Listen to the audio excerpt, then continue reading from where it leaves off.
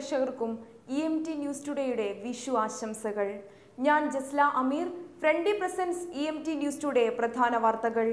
പ്രത്യേക പരിഗണന അർഹിക്കുന്ന വിമാനയാത്രക്കാർക്ക് പുതിയ നിയമാവകാശങ്ങൾ ഒരുക്കി സൗദി അറേബ്യ. ടിക്കറ്റുകൾ നൽകിയതിനു ശേഷം ബോർഡിംഗ് പാസ് നിഷേധിക്കുന്നത് യാത്രക്കാരുടെ അവകാശ ലംഘനമായി പരിഗണിക്കുമെന്ന് Saudi general authority of civil aviation. ഇത്തരം ഘട്ടങ്ങളിൽ ടിക്കറ്റിന്റെ 200% വരെ തുക നഷ്ടപരിഹാരമായി ലഭിക്കാൻ യാത്രക്കാരന് അവകാശമുണ്ടെന്നും ഏവിയേഷൻ അതോറിറ്റി വ്യക്തമാക്കി. ഉപഭോക്താക്കളുടെ അവകാശ സംരക്ഷണത്തിന്റെ ഭാഗമായി general authority of civil aviation വിഭാഗം നടപ്പിലാക്കുന്ന നടപടികളുടെ ഭാഗമാണ് പുതിയ നിർദ്ദേശം. യാത്രാ ടിക്കറ്റ് നൽകിയതിനു ശേഷം യാത്രക്കാരനുണ്ടാകുന്ന പ്രത്യേക ആവശ്യങ്ങൾ കൂടി വിമാന കമ്പനികൾ പരിഗണിക്കണം. അവ പൂർത്തീകരിക്കുന്നതിനാവശ്യമായ സൗകര്യങ്ങൾ വിമാന കമ്പനികൾ ഒരുക്കി കൊടുക്കണമെന്നും ഏവിയേഷൻ അതോറിറ്റി വ്യക്തമാക്കി. ഇത്തരം ആവശ്യങ്ങളുടെ പേരിൽ യാത്രക്കാരന് ബോർഡിംഗ് പാസ് നിഷേധിക്കാൻ പാടില്ല. ഇതിന്റെ പേരിൽ യാത്ര നിഷേധിക്കുന്ന സാഹചര്യം ഉണ്ടായാൽ ടിക്കറ്റിന്റെ 200 ഇരട്ടി തുക നഷ്ടപരിഹാരമായി ലഭിക്കാൻ യാത്രക്കാരന് അവകാശമുണ്ടെന്നും അതോറിറ്റി നിർദ്ദേശിച്ചു. News today, Riyadh.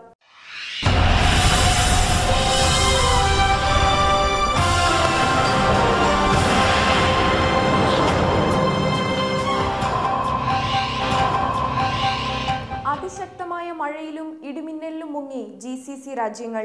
UAE, Oman, Bahrain എന്നിവിടങ്ങളിലാണ് മഴ ജനജീവിതം ദുസ്സഹമാക്കിയത്. ഗതാഗതം വലിയ തോതിൽ നിലച്ചു.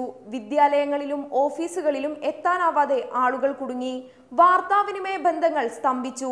റാസൽ ഖൈമയിലെ വിനോദ കേന്ദ്രമായ ജബൽ ജെയ്സ് മലക്കുമുകളിൽ 400 പേരോളമാണ് കുടുങ്ങിയത്. 15 മണിക്കൂറിന് ശേഷം പുലർച്ചെയോടെ റാഖ് പോലീസ് ഹെലികോപ്റ്റർ ഉപയോഗിച്ചാണ് എല്ലാവരെയും മലമുകളിൽ നിന്ന് രക്ഷിച്ചത്. ഒമാനിലെ വടക്കൻ ഗവർണറേറ്റുകളിൽ ശക്തമായ മഴയിൽ വാദികൾ നിറഞ്ഞൊഴുകി. ആലിപ്പഴ വർഷവും ഉണ്ടായി. Muscat, Musandam, Buraimi, Dhahira, Batinah, Dakhiliya, Sharqiya ഗവർണറേറ്റുകളിൽ മഴ കൂടുതൽ ശക്തമായിട്ടുണ്ട്. മഴ പെയ്യുമ്പോഴും വെള്ളമുള്ളപ്പോഴും വാദികൾ മുറിച്ചു കടന്നാൽ ശിക്ഷാ നടപടികൾക്ക് വിധേയമാക്കുമെന്ന് പോലീസ് പറഞ്ഞു. മഴ കൂടുതൽ ശക്തമാകുമെന്ന കാലാവസ്ഥാ നിരീക്ഷണ കേന്ദ്രത്തിന്റെ മുന്നറിയിപ്പിന്റെ അടിസ്ഥാനത്തിലാണ് റോയൽ ഒമാൻ പോലീസിന്റെ സുരക്ഷാ മുന്നറിയിപ്പ്. ബഹ്റൈൻ തലസ്ഥാനമായ മനാമ ഉൾപ്പെടെ ബഹ്റൈനിന്റെ വിവിധ ഭാഗങ്ങളിൽ ശക്തമായ മഴ പെയ്തു. പുലർച്ചെ ആരംഭിച്ച മഴ ഉച്ചയോടെയാണ് അവസാനിച്ചത്. പല റോഡുകളിലും വെള്ളം കയറി ഗതാഗതം തടസ്സപ്പെട്ടു. News today.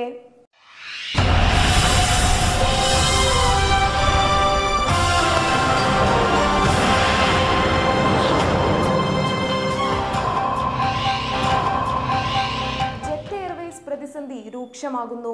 സാമ്പത്തിക പ്രതിസന്ധി രൂക്ഷമാകുന്നതോടെ നാഷണൽ ഏവിയേറ്റേഴ്സ് ഗിൽഡ് ഓഫ് ഇന്ത്യക്ക് കീഴിലുള്ള 1100 പൈലറ്റുമാർ സമരത്തിലേക്ക്. 3.5 മാസക്കാലത്തെ ശമ്പള കുടിശ്ശികയുള്ള സാഹചര്യത്തിലാണ് പൈലറ്റുമാരുടെ സമര ഭീഷണി. ഏപ്രിൽ 15 മുതൽ വിമാനം പറത്തില്ലെന്നും ഗിൽഡ് വൃത്തങ്ങളെ ഉദ്ധരിച്ച് PTI റിപ്പോർട്ട് ചെയ്യുന്നു. നിലവിലെ സ്ഥിതി പരിഹരിക്കുന്നതിനായി ഡയറക്ടർ ജനറൽ ഓഫ് സിവിൽ ഏവിയേഷനും സിവിൽ ഏവിയേഷൻ സെക്രട്ടറിയും യോഗം ചേരും. 1100 പൈലറ്റുമാർ സമരത്തിൽ പ്രവേശിക്കുന്നതോടെ എയർലൈൻ ഉണ്ടാകുന്ന നഷ്ടത്തെക്കുറിച്ചും സർക്കാർ ബോധിപ്പിക്കും. ശമ്പളം നൽകാത്തതിനെ തുടർന്ന് ഏപ്രിൽ 13 മുതൽ തന്നെ ജീവനക്കാർ ജെറ്റ് എയർവേസിനെതിരെ പ്രതിഷേധം ആരംഭിച്ചിരുന്നു. Flight അറ്റൻഡന്റുമാരും പൈലറ്റുമാരും ground സ്റ്റാഫുമാണ് പ്രതിഷേധത്തിനിറങ്ങിയത്. പ്രതിസന്ധി ശക്തമായതോടെ 56 വിമാനങ്ങൾ മാത്രമാണ് ശനിയാഴ്ച സർവീസ് നടത്തിയത്. News today, New Delhi.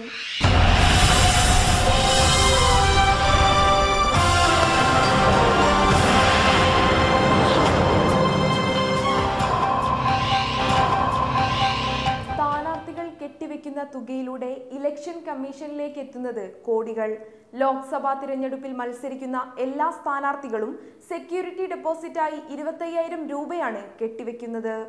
ആകെ വോട്ടിന്റെ 1/6 അല്ലെങ്കിൽ 16.67% സാധുവായ വോട്ട് നേടിയാൽ മാത്രമേ ഡെപ്പോസിറ്റ് തുക തിരികെ ലഭിക്കുകയുള്ളൂ. 2014 ലോക്സഭാ ഇലക്ഷനിൽ 14.5 കോടി രൂപയാണ് ഡെപ്പോസിറ്റിൽ നിന്ന് ഇലക്ഷൻ കമ്മീഷൻ സ്വരൂപിച്ച തുക. 8,251 പേർ മത്സരിച്ച 2014 ഇലക്ഷനിൽ 7,005 പേർക്കും 1/6% പോലും വോട്ട് നേടാനായില്ല. അതായത് 84.9% പേർക്കും ഡെപ്പോസിറ്റ് തുക നഷ്ടമായി. പട്ടികജാതി വിഭാഗത്തിലെ 90.5% മത്സരാർത്ഥികളും പട്ടികവർഗ വിഭാഗത്തിൽ 80.5% മത്സരാർത്ഥികളും ജനറലിൽ 83.3% പേരും ഇതിൽ ഉൾപ്പെടുന്നു. പട്ടികജാതി പട്ടികവർഗ മത്സരാർത്ഥികൾക്ക് ജനറലിനെ അപേക്ഷിച്ച് ഡെപ്പോസിറ്റിന്റെ 50% മാത്രം കെട്ടിവെച്ചാൽ മതി.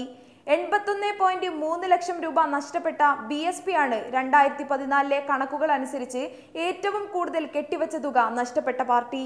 കോൺഗ്രസിന് 39.2 ലക്ഷം രൂപയും BJPക്ക് 11.1 ലക്ഷവും നഷ്ടമായി. സ്വതന്ത്രരുടെ കണക്കെടുത്താൽ 3218 പേർക്ക് ആകെ 6.7 കോടി രൂപ നഷ്ടമായിട്ടുണ്ട്. News today.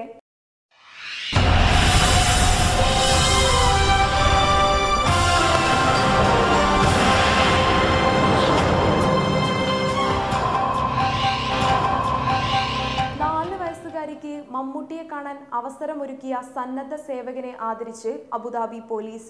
കഴിഞ്ഞയാഴ്ച പുതിയ മമ്മൂട്ടി ചിത്രം മധുരരാജയുടെ പ്രചരണ പരിപാടിക്കിടെയാണ് മലയാളി ബാലികയെ സഹായിക്കുന്ന സ്വദേശി സേവകൻ ജനശ്രദ്ധ പിടിച്ചുപറ്റിയത്.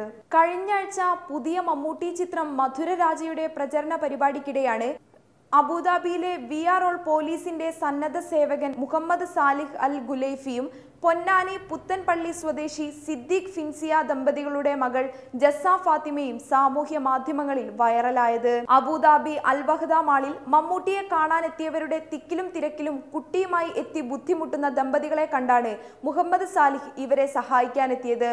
ജസ്സയുടെ സംരക്ഷണം ഏറ്റെടുത്ത ഇദ്ദേഹം കുട്ടിയെ തിരക്കുകളിൽ നിന്ന് മാറ്റി സൂപ്പർ താരത്തെ അടുത്തുനിന്ന് കാണാൻ സൗകര്യമൊരുക്കി. ഇതിന്റെ ചിത്രങ്ങളും വീഡിയോകളും സാമൂഹ്യ മാധ്യമങ്ങളിൽ വൈറലായി. ഷോയിൽ മമ്മൂട്ടിക്കൊപ്പം നടൻ സലീം കുമാർ, രമേശ് പിഷാരടി, സിനിമയുടെ സംവിധായകൻ, നിർമ്മാതാവ്, സ്റ്റണ്ട് മാസ്റ്റർ തുടങ്ങിയവരും കൂടി വേദിയിൽ വന്നതോടെ ഇവരെ കാണാൻ മാളിന്റെ 3 നിലകളിലും റോഡിലും ജനം തിങ്ങി നിറഞ്ഞു. News today Abu Dhabi.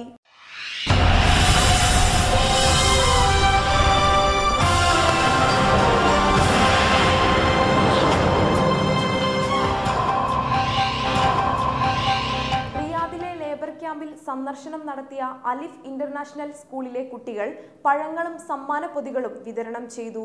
തൊഴിൽ മന്ത്രാലയത്തിലെ ഉദ്യോഗസ്ഥർ കുട്ടികളെ അഭിനന്ദിച്ചു. റിയാദ് ബ്യൂറോ റിപ്പോർട്ടിലേക്ക്.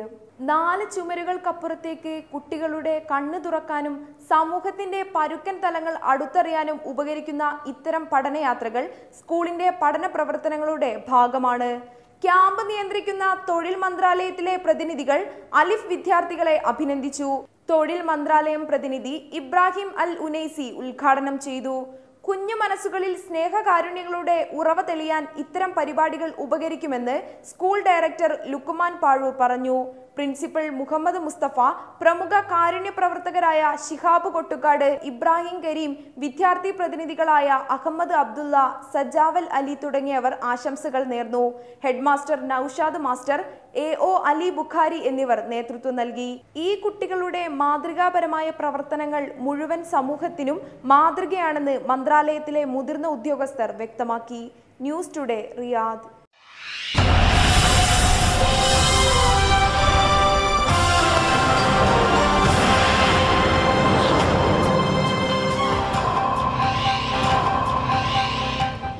പട്ടംപറത്തൽ മത്സരത്തിൽ ഇന്ത്യൻ ടീമിനെ നയിക്കുന്നത് കോഴിക്കോട് സ്വദേശി അബ്ദുള്ള മാളിയേക്കൽ.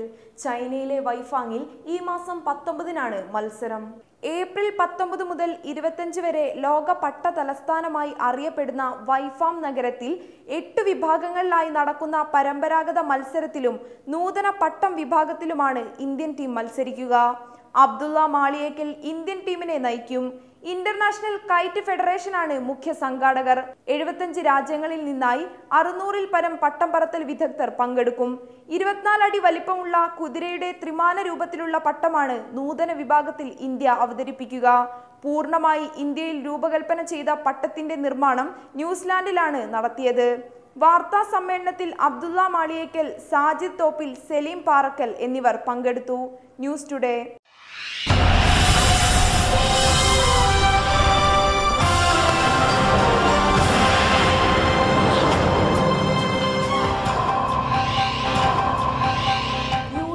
കണ്ണൂർ കാസർഗോഡ് ജില്ലാ കമ്മിറ്റികളുടെ സംയുക്താഭിമുഖ്യത്തിൽ കെ സുധാകരൻ, കെ മുരളീധരൻ എന്നിവരുടെ തിരഞ്ഞെടുപ്പ് പ്രചരണാർത്ഥം കുടുംബ സംഗമം സംഘടിപ്പിച്ചു. റിയാദിലെ അപ്പോളോ ഡിമോറോ ഓഡിറ്റോറിയത്തിൽ നടന്ന സംഗമം അബ്ദുൽ മജീദ് പയ്യന്നൂരിന്റെ അധ്യക്ഷതയിൽ കുഞ്ഞി കുമ്പള ഉദ്ഘാടനം ചെയ്തു.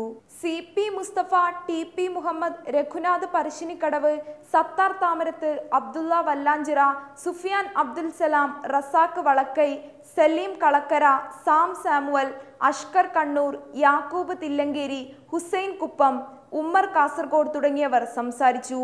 രാജ്യം അതിന്റെ ചരിത്രത്തിലെ അതീവ ഗൗരവമായ തിരഞ്ഞെടുപ്പിനെ അഭിമുഖീകരിക്കുന്ന കാലത്ത് പ്രവാസികൾ തങ്ങളുടെ റോൾ കൃത്യമായി ഉപയോഗിച്ച് ജനാധിപത്യ മതേതര കൂട്ടായ്മയ്ക്ക് ശക്തി പകരണമെന്ന് സംഗമം ആവശ്യപ്പെട്ടു. KM മാണിയുടെ നിര്യാണത്തിൽ അനുശോചിച്ചുകൊണ്ടുള്ള പ്രമേയം ഷെഫീഖ് കൂടാളി അവതരിപ്പിച്ചു.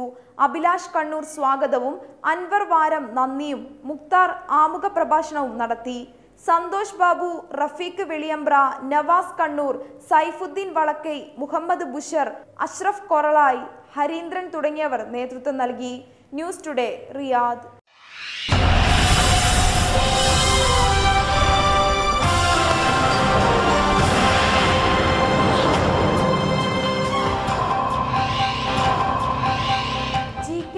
കുവൈത്ത് ചാപ്റ്ററിന്റെ പുതിയ ഭരണസമിതി ചുമതലയേറ്റു. അബ്ബാസിയ പോപ്പിൻസ് ഹാളിൽ നടന്ന ഏരിയ പ്രതിനിധി സമ്മേളനത്തിൽ പ്രസിഡന്റ് പ്രേംസൺ കായംകുളം അധ്യക്ഷനായിരുന്നു. ആഗോളതലത്തിൽ പ്രവാസി പുനരധിവാസത്തിന് പ്രാമുഖ്യം നൽകി പ്രവർത്തിക്കുന്ന ഗ്ലോബൽ കേരള പ്രവാസി അസോസിയേഷന്റെ കുവൈത്ത് ചാപ്റ്ററിന്റെ 2019-20 വർഷത്തേക്കുള്ള ഭരണസമിതി നിലവിൽ വന്നു. അബ്ബാസിയ പോപ്പിൻസ് ഹാളിൽ ഏപ്രിൽ 11 വ്യാഴാഴ്ച നടന്ന ഏരിയ പ്രതിനിധി സമ്മേളനത്തിൽ സെക്രട്ടറി ശ്രീകുമാർ സ്വാഗതം ആശംസിച്ചു. പ്രസിഡന്റ് പ്രേംസൺ കായംകുളം അധ്യക്ഷനായിരുന്നു. ശ്രീകുമാർ വാർഷിക റിപ്പോർട്ട് അവതരിപ്പിച്ചു.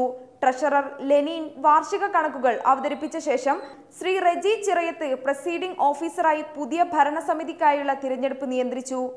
2019-20 വർഷത്തേക്കുള്ള പ്രസിഡന്റ് പ്രേംസൺ കായംകുളവും ജനറൽ സെക്രട്ടറിയായി MK പ്രസന്നനും ട്രഷററായി ലെനീഷ് KVയും വനിതാ ചെയർപേഴ്സണായി അമ്പിളി നാരായണനും വനിതാ സെക്രട്ടറിയായി അംബിക മുകുന്ദൻ എന്നിങ്ങനെ 9 അംഗ കമ്മിറ്റി നിലവിൽ വന്നു. മെയ് 3 അംഗങ്ങൾക്കായുള്ള വാർഷിക പൊതുയോഗം അബ്ബാസിയ ഓർമ പ്ലാസ ഓഡിറ്റോറിയത്തിൽ സംഘടിപ്പിക്കാനും ധാരണയായി. News today, Kuwait.